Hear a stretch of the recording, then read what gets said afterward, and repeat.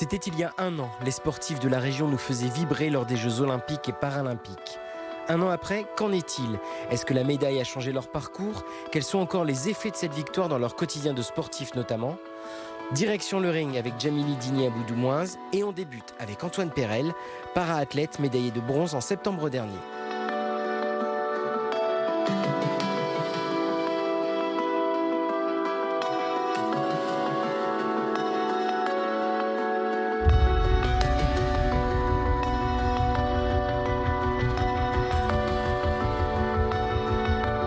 Antoine, un an après cette médaille de bronze aux Jeux Olympiques, bon, elle est où cette médaille? Elle est tout simplement près de moi. Toujours très fier de la montrer, de la partager avec le public. Qu'est-ce qu'elle a changé dans votre vie cette médaille? Elle a eu un effet positif? Elle a eu oui, forcément un effet positif. On me reconnaît plus, donc au niveau des médiatiquement parlant, on va dire que effectivement, on va me reconnaître à la piscine, quand je fais du tandem ou quand je vais courir et les personnes vont me solliciter. Ça fait toujours plaisir.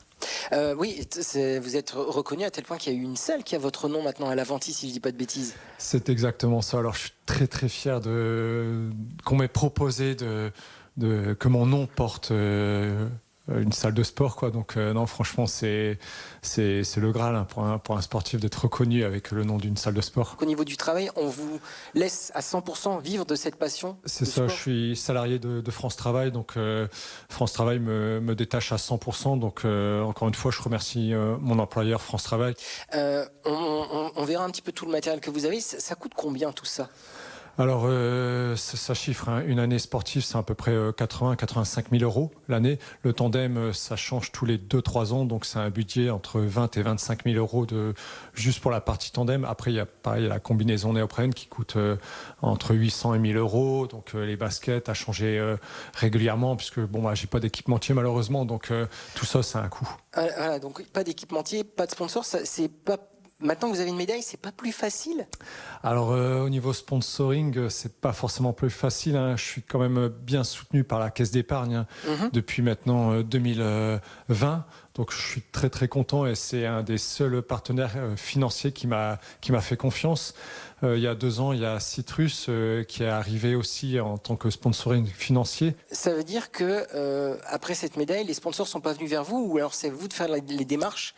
C'est pas naturel, si je puis dire, pour un sponsor? Non, c'est pas naturel malheureusement. Alors je sais pas si c'est le domaine de l'handicap qui freine les entreprises. J'ai bien peur que si, malheureusement, qu'on en soit encore là en France, que le parasport n'est pas forcément du haut niveau à leurs yeux. Et en fait, au final, on a prouvé à Paris que les spectateurs, les Français étaient derrière nous, mais les entreprises ont encore du mal à faire ce pas. Mais comment est-ce qu'on explique ce retour en arrière? Puisque, en effet, on peut rappeler, les para-athlètes ont ému les Français. On se souvient, Aurélie Aubert à la Boschia, Kevin Lequin France Cyclisme. C'est déjà fini, en fait, tout ça? On a gardé les belles choses. Paris, c'était magnifique. Paris, c'était extraordinaire. Mais au fait, l'héritage des Jeux, c'est en train de s'écrouler petit à petit, jour après jour. On oublie ce qu'on a vécu et c'est bien ça qui est dommage. On a fait 187 médailles olympiques, paralympiques et on oublie au fur et à mesure ces 187 médailles, ces athlètes qui ont fait briller la France par leurs médailles, par leurs performances. Et c'est bien ça qui est dommage, au fait. Est-ce que vous pouvez nous rappeler un petit peu votre handicap, qu'on comprenne aussi à quel point aussi ce que vous faites quand vous remportez une victoire, c'est surhumain, quoi? Alors moi, je suis déficient visuel, donc j'ai une dystrophie congénitale des cônes. Pour la pratique du sport, donc c'est le triathlon, le paratriathlon pour les personnes en situation de handicap. Aujourd'hui, vous allez faire l'entraînement avec Nicolas. Il y a combien de guides qui vous suivent? Alors j'ai la chance d'être soutenu par pas mal de guides d'entraînement, j'appelle ça. Alors c'est des amis avant tout. Donc Nicolas fait partie de ma préparation pour être au top de ma forme. Donc c'est un guide d'entraînement et heureusement qu'il est là puisqu'il me permet de faire du tandem puisque je peux pas faire du vélo solo. Donc grâce à eux, ça me permet de sortir de chez moi tout simplement et de faire des entraînements de très bonne qualité. C'est pas évident, ils ont une vie de famille aussi, tout comme moi, mais eux, la seule chose qui qui n'ont pas, c'est d'être professionnels dans le domaine. Alors j'essaye de leur rendre un retour des choses en participant à des interviews, à les mettre aussi en lumière, parce que c'est grâce aussi à eux que je suis en devant de la scène. Donc j'essaye de faire le maximum pour leur remercier de la reconnaissance qu'ils ont envers moi. On va suivre votre entraînement. On va d'abord aller à la piscine Aqualis, à Aire-sur-la-Lys. Après, il y aura donc le vélo et puis vous allez courir un petit peu. Il y a le vélo, il y a le tandem. Et le tandem, il a fait un petit peu l'actualité ces derniers temps. Vous avez encore eu un petit souci avec lui. C'est quoi son problème à votre tandem? Alors le souci, moi, dû à mon handicap, j'ai pas le permis de conduire, je peux pas me déplacer tout seul, donc je suis obligé de prendre le train avec mon matériel. Et mon matériel, c'est le tandem. Il est rangé en soute, dans une housse tandem. Mais c'est interdit dans les trains, dans les TER et dans les TGV. Donc, je suis à chaque fois que je prends les transports en commun, je suis pas dans la réglementation. Et je mets mon tandem en voiture bar pour qu'il gêne pas. Mais quand le contrôleur vient, je veux dire, il y a discussion, c'est facile. Mais là, tout récemment, vous avez de nouveau eu une amende, parce que c'est pas la première fois. C'est ça, en fait, le contrôleur m'a interdit de monter dans le train. Je suis monté dans le train et en fait, il m'a clairement dit que j'étais pas dans la réglementation, donc il allait me verbaliser. Chose qu'il a fait, il m'a verbalisé d'un montant de 150 €. Alors, il a tout simplement mis en place la réglementation. Mais moi, ce que je veux, c'est juste trouver une solution en tant que sportif professionnel qui est obligé d'utiliser les transports en commun pour voyager avec son matériel. Je suis client de la SNCF, je paye mon billet de train, je demande pas la gratuité, je demande juste qu'on me laisse tranquille. Qu'il y ait cette possibilité pour votre tandem. Une bienveillance. Une bienveillance à votre égard sur ça. On voit que le chemin est encore un peu long autour du handicap, parce que vous parliez de régression. Mais bon, la régression, on la laisse de côté, justement. On va voir plutôt la progression avec donc les trois entraînements, natation, vélo et course.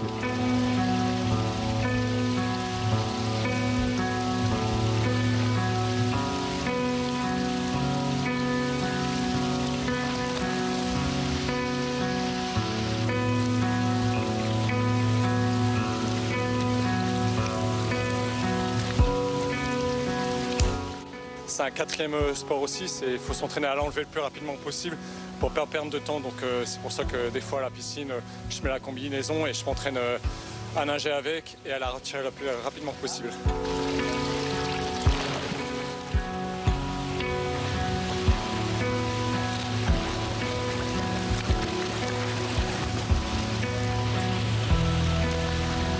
Dû à mon handicap, je vois pas forcément les gens qui sont dans la ligne d'eau, tout ça, donc ça me facilite de me laisser m'entraîner avant l'accès public.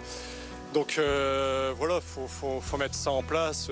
Ça demande beaucoup de dialogue avec les responsables de piscine, mais c'est pour un athlète de haut niveau en situation de handicap, c'est très important d'avoir l'accès à la piscine dans un temps libre. Après, je peux comprendre aussi leur situation, puisqu'il y a les scolaires aussi qui viennent effectuer leur séance de natation, il y a le public, il y a les gens du club, et dans tout ça, il faut trouver des créneaux qui correspondent à tout le monde. Oui, parce qu'en même temps, vous nagez avec Nicolas, votre guide, donc il faut que vous ayez deux couloirs, si je puis dire. C'est ça, forcément, puisque Nicolas, il me dit combien de longueur que je fais, le temps qui me reste, l'heure, tout ça. Donc forcément, il faut un couloir pour nous deux. On nage de front, mais forcément, ça pénalise quand on a quelqu'un en plus dans le couloir. 3, 4, là, on est obligé de tourner dans la ligne d'eau. Bon, on va essayer de ne pas vous laisser trop vous refroidir et on va partir pour pédaler un petit peu, si j'ai bien compris. C'est ça, là, on va prendre la direction la maison pour retrouver notre tandem et pour faire la séance vélo.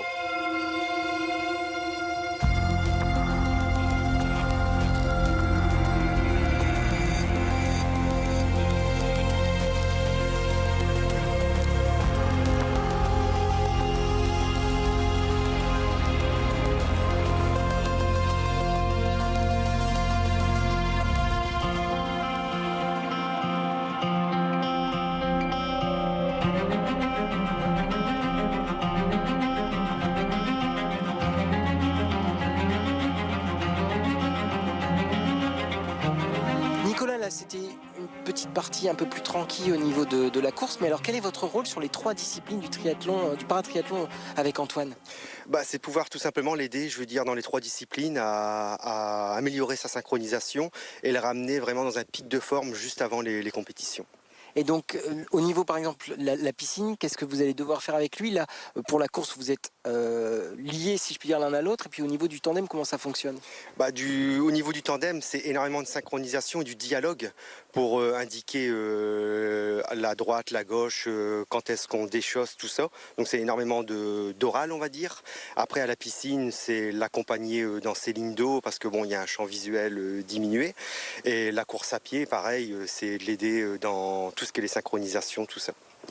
Antoine évoquait le fait que voilà, les athlètes, les para-athlètes souffraient un petit peu d'un manque de reconnaissance et les guides aussi. Est-ce que vous le ressentez ou est-ce qu'il vous manque quelque chose en tant que guide, un des guides d'Antoine?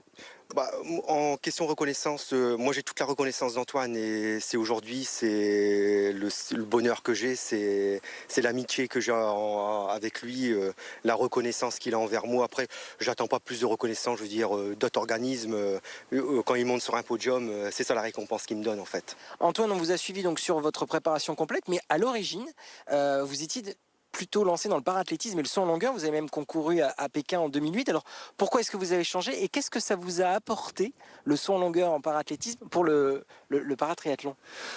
Tout simplement, la reconversion s'est fait, on va dire, naturellement.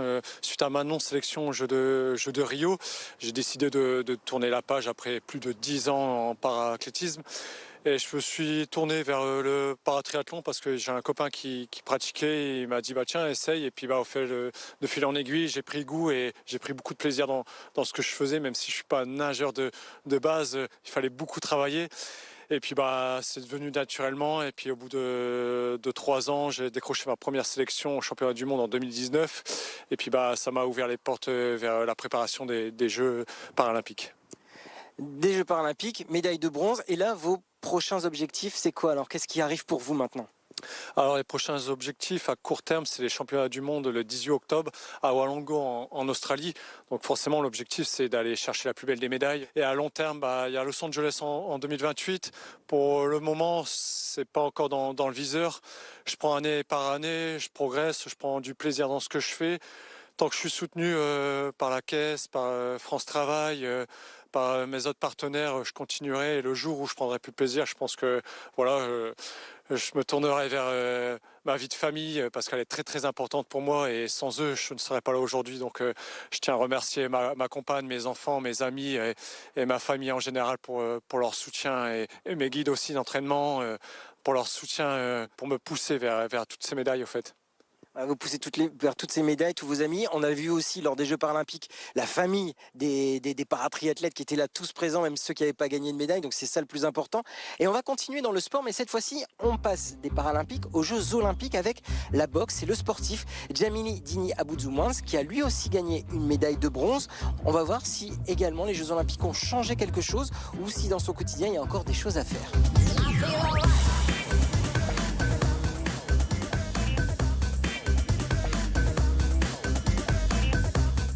Bonjour Djamili. Bonjour. On vous retrouve ici à Coudekerque-Branche, dans cette salle. Cette salle où vous avez tout vécu, vous avez commencé ici, c'est ça? C'est ça, j'ai commencé ici en 2010 en tant que loisir et depuis j'y suis. On va dire je suis un ancien des adhérents de la salle, mais voilà, on a continué jusqu'à aujourd'hui être médaillé. Alors il y a une chose qui est très marquante directement, c'est qu'on arrive, il y a une fresque. Une fresque, on peut reconnaître des visages, Mike Tyson, Mohamed Ali, Sylvester Stallone, et il y a une 4e personne, c'est vous. C'est bien moi. C'est vous, c'est marquant d'avoir dans cette salle où vous avez fait toutes vos gammes, appris la boxe, mis les gants pour la première fois, d'avoir votre visage sur ce mur. C'est ça, c'était un peu une sorte de reconnaissance. Après ça a été pensé par mon coach Karim, la fresque. Je ne sais pas si vous voyez les anneaux olympiques. Et il y a aussi sa tête en bas. Je ne sais pas si vous voyez. Sa tête en bas qui vous regarde. Simamadi. Ça a été pensé par lui dans la direction. On regardait les yeux vers les Jeux olympiques. Et donc, au final, il avait raison. Peut-être. Il avait la vision, peut-être. Et au final, j'ai participé aux Jeux olympiques de Paris et j'ai remporté cette médaille. On y reviendra justement dans quelques instants sur les JO, surtout votre parcours. Pourquoi est-ce que vous avez commencé la boxe? Qu'est-ce qui vous a poussé dans la boxe J'aimais bien les sports de combat. J'aimais bien le sport de combat, j'aimais bien le judo, j'aimais le karaté. Et avec des amis, avec une bande de copains, parce que j'ai un ami, son frère faisait de la boxe ici. Et donc il nous a emmenés ici à la salle. Je me rappelle, c'était le premier jour de la Coupe du Monde en 2010. Du coup, j'ai aimé. Et depuis, j'y suis. Il y a beaucoup de souvenirs à chaque fois que vous passez les portes de cette salle, des souvenirs qui remontent des moments forts de cohésion, d'amitié, de sport, de détresse aussi peut-être. Bien sûr, je repense à tout le parcours que j'ai pu effectuer dans mes débuts où moi je suis arrivé en tant que loisir. De base c'était pour perdre un peu de poids, histoire d'être en forme. Et du coup je repense à toutes ces années où j'ai travaillé, je me suis entraîné, mes premiers championnats de France, mes premiers combats. À quel moment vous avez su que vous aviez un potentiel pour le haut niveau, pour la boxe de haut niveau? Du deuxième titre de champion de France en 2017, où je pense qu'on a pensé, on s'est dit bon, pourquoi pas viser le haut niveau, commencer par des petits tournois, des petits PAPI, et à partir de 2017, j'ai eu ma première sélection en équipe de France. Ça a été les championnats d'Europe des moins de 22 ans et j'ai fait médaille de bronze. Et donc depuis, le staff de l'équipe de France m'a convoqué et j'ai continué sur cette lancée. Alors je vous propose, Djamili, de continuer à découvrir votre salle ici à Coudekerque-Branche. Vous êtes né aussi à Grande-Synthe, donc vous êtes un pur nordiste. Pur nordiste. Il y a un vrai côté local, côté dunkerquois important. On va continuer justement à avancer. Donc là, il y a votre médaille. Oh, on y viendra. C'est la représentation de votre médaille olympique. Et surtout ici au sein du club de Coudekerque, il y a toutes ces photos.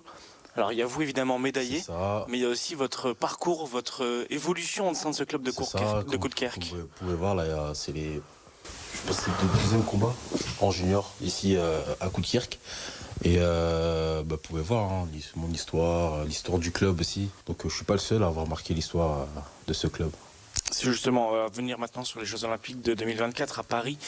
Quel souvenir vous gardez aujourd'hui de cette médaille de bronze, un souvenir qui restera toute votre vie? Souvenir, c'était le podium, la remise des médailles. C'est le plus marquant pour vous? C'est le plus marquant. Dès que j'ai reçu la médaille, j'ai repensé à tous ces années de sacrifices, les blessures, la non-sélection pour les Jeux de Tokyo, les défaites, les victoires. Et aujourd'hui, avoir pu remporter cette médaille de bronze à Paris, pour la ville de Coudekerque, pour la ville de Dunkerque, ça fut un plaisir. Alors ce que je vous propose, Djamili, c'est qu'on regarde tout de suite un sujet qui avait été fait il y a 1 an par nos confrères d'RMC Sport sur votre retour à Coudekerque-Branche, un retour évidemment en héros dans votre ville.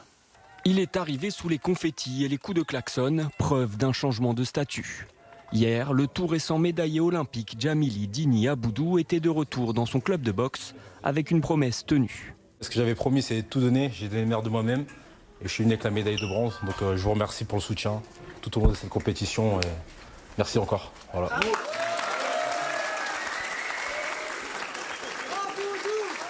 À 28 ans, le natif de Grande-Synthe a décroché le bronze dans la catégorie des plus de 92 kilos. Un exploit pour celui qui rêvait simplement de se qualifier aux Jeux. Donc revenir ici avec la médaille, ici pour la ville. En plus, c'est une première pour moi, c'est mes premiers Jeux.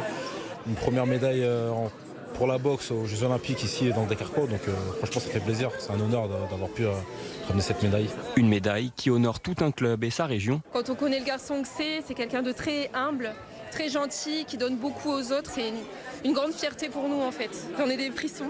C'est quelqu'un de bien et qui mérite d'avoir la médaille de bronze. Et qui crée aussi les espoirs les plus fous pour les prochains Jeux.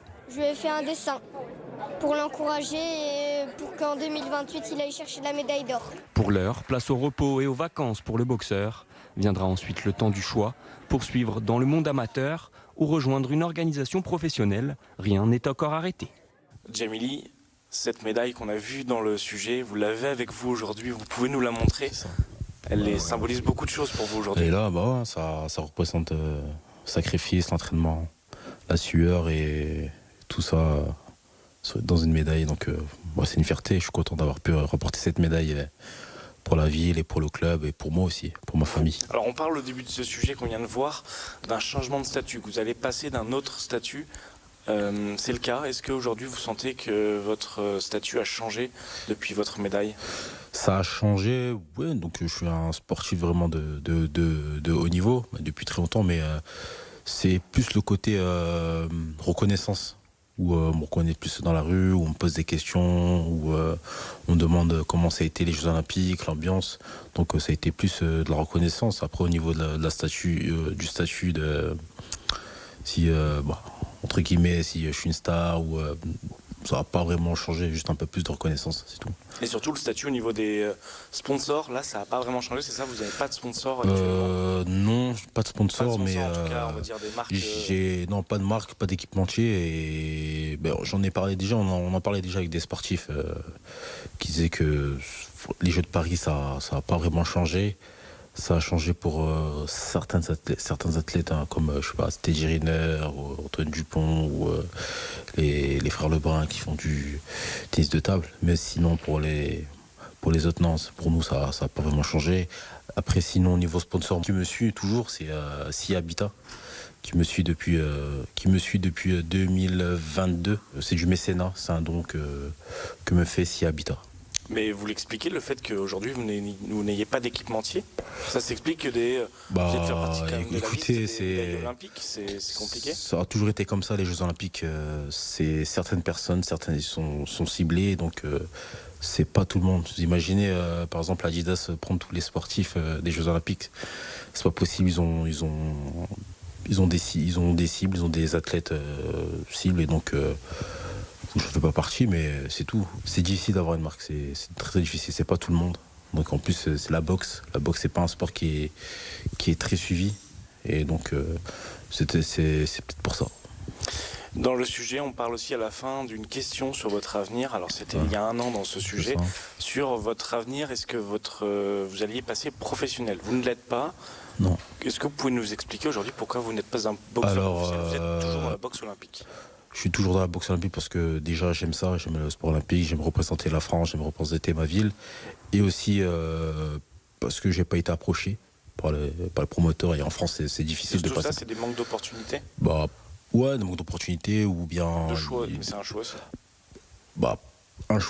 Un choix aussi pour moi, parce que j'aime le sport olympique, la boxe amateur, mais on n'a pas eu d'opportunité. Si demain une opportunité vient vers moi, on réfléchira et pourquoi pas, on passera pro avec le coach. Il y a aussi un domaine important, c'est le domaine médical. Vous êtes blessé récemment au bras, vous allez devoir vous faire opérer. Il y a eu des blessures tout au long de votre carrière, le coude aussi juste avant les Jeux. C'est compliqué en tant que boxeur dans le monde amateur, parce que la boxe olympique reste amateur, d'avoir un encadrement médical, d'avoir un suivi médical digne d'un athlète professionnel. Alors avant les Jeux, j'ai eu une petite blessure, c'était de l'usure, hein, c'était au niveau du coude. Donc on a la chance d'être accompagné par la Fédération française de boxe qui prennent en charge un peu les opérations, donc, et qui prend en charge aussi tout ce qui est aspect médicaux, tout ce qui est réathlétisation, qui est aussi les séances de kiné. Donc on a la chance d'être suivi et d'être accompagné par la fédération. Il y a une chose qui a été assez frappante dans les plusieurs réponses que vous avez données aujourd'hui, c'est le fait que vous avez beaucoup mis en avant votre ville Coudekerque. Il y a un vrai attachement à la ville par rapport à votre retour. Vous êtes employé municipal au sein de la ville, vous êtes animateur pour la jeunesse. C'est important pour vous d'agir pour la jeunesse de Coudekerque? Bien sûr, hein, je suis un peu un modèle pour la ville de Coudekerque et mettre en avant aussi la ville, parce qu'on n'a pas la chance d'avoir des médaillés.